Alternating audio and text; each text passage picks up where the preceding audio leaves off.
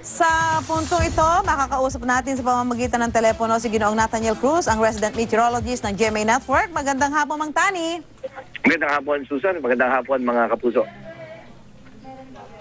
Yes, Susan. Mang Tani, ano mga lugar ang tutumbukin nitong bagyong si Nina? Sa ngayon, Susan, ang dinatahak nito ay patungo ito dito sa may eastern Visayas. Yan yung Samar provinces. So, ngayon sa katunayan, nakataas na ang signal number 1 sa may northern Samar at eastern Samar. At tatawid din ito dito sa mga probinsya ng Kabikulan. So, yan yung Sorsogon, Catanduanes, Albay, Masbate, Camarines Sur at Camarines Norte. Pero sa ngayon ay nakataas sa mga probinsya ng Catanduanes at Sorsogon, Susan, ang tropical cyclone warning signal number 1. Susan? Mang Tani, base po sa track ng Pag-asa, sigurado na po bang mananalasa yung bagyo sa araw mismo ng Pasko o posible pang lumihis, humina o tuluyan itong mawala ang bagyo Nina? Sa ngayon kasi, Susan, yung senaryo o yung posibleng paghina niya ay napakababa ng posibilidad dahil sa katunayan, Susan, ay inaasahan na lalakas pa ito habang nasa karagatan ng Pilipinas o dyan sa may Philippine Sea at magiging isang ganap na typhoon bago tumama dyan sa may Bicol region sa araw ng Pasko. Kaya kung ito ay inaasahan natin na hihina o kaya ay malulusaw, ay mahal sa ngayon ay malabong mangyari yon, Susan. Kaya ngayon pa lamang ay inaasahan na natin na dapat ay naghahanda na yung mga kapuso natin dyan sa Eastern Visayas at Bicol region na paghandaan itong bagyo na habang lumalapit sa kanila ay lumalakas pa, Susan. Ano mga paghahanda, Mang Tani, ang dapat pong gawin ng mga kababayan natin tutumbukin itong bagyong si Nina? Kasi baka medyo, alam nyo na, medyo ngayon abala sa paghahanda para sa Pasko, ma-overlook at parang maging kampante doon sa epekto ng bagyong Nina. Ano yung mga dapat nilang gawin paghahanda, Mang Tani? Bagamat ilang araw, 2 araw na lang ay Pasko na.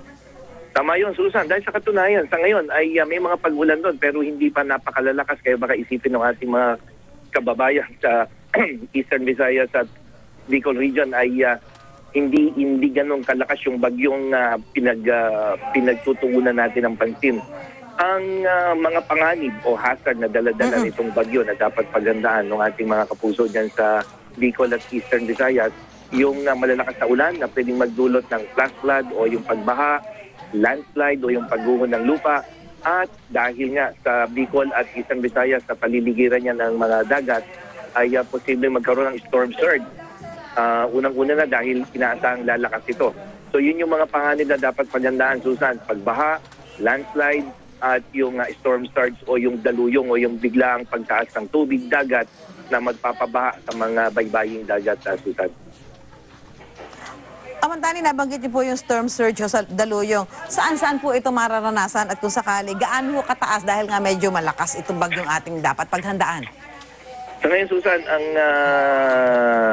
inaasahan na mga lugar na posibleng magkaroon ng storm surge sa itong probinsya ng Quezon, yung mga probinsya ng Bicol region. So, ibig sabihin, yung Camarines Norte, Camarines Sur, yung Albay, Sorsogon, dahil yan may mga karagatan yan, yung Catanduanes, at itong Samar provinces, lalong-lalo na yung Northern Samar at Eastern Samar, Susan. Ngayon, yung kung gaano kataas yung posibleng o gaano kalaki o gaano kataas ang alon o yung pagtaas ng tubig dagat ng epekto ng bagyo ay wala pang ipinapalabas ang Pag-asa. Kaya siguro dapat ay maging basta handa yung ating mga kapuso, lalong-lalo na yung mga nakatira sa mga baybaying dagat, yung mga nasabi nating probinsya.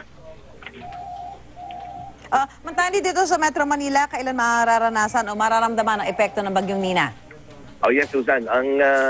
Kung yung bagyo ay tatama sa may Bicol region ng hapon ng linggo, maaaring sa Lunes o linggo ng gabi ay mararamdaman na rin natin unti-unti yung pagbabago ng panahon. Pero yung kasagsagan o yung talagang matinding epekto ng bagyo dito sa Metro Manila ay mararamdaman sa Lunes pagkatapos ng Pasko, na kung saan dadaan yung sentro ng bagyo malapit na malapit dito sa Metro Manila.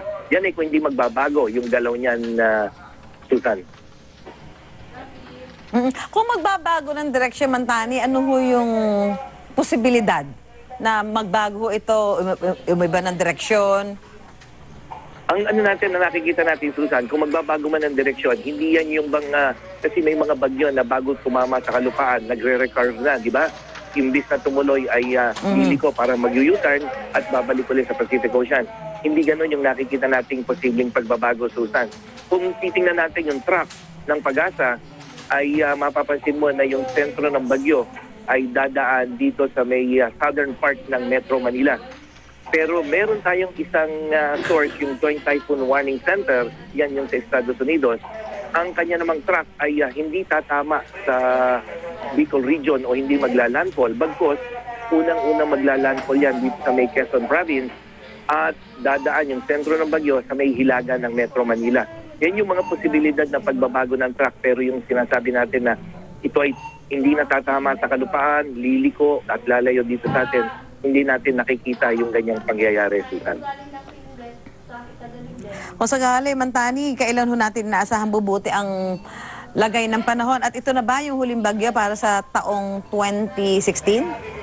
Well, Susan, kung ito ay dadaan ng Lunes ng hapon dito sa Metro Manila, maaaring Miyerkules ay unti-unti nang gaganda yung ating panahon. Unang-una, hindi na tayo panahon ng hanging habagat na kung saan kahit yung bagyo ay lumagpas na, yung hatak ng habagat niya ay patuloy pang magpapaulan. Ngayon ay hanging amihan tayo. Kaya oras na umalis yung bagyo, asahan mo na yung pagbuti ng panahon. So maring Miyerkules, meron na lamang mga kaulapan pero mababawasan yung mga pag-ulan. At dun sa bagyo, maaaring ito na yung pinakahuling bagyo para ngayong taong ito sa 2016 at itong si Mina ang pang-14, mas mababa kaysa sa normal kung ikukumpara mo sa mga pangkaraniwang taon na meron tayong 20 bagyo kada taon, Susan. Okay, maraming salamat. Ginoong Nathaniel Cruz, ang resident meteorologist ng GMA Network. Salamat, Mantani. Walang anuman, Susan.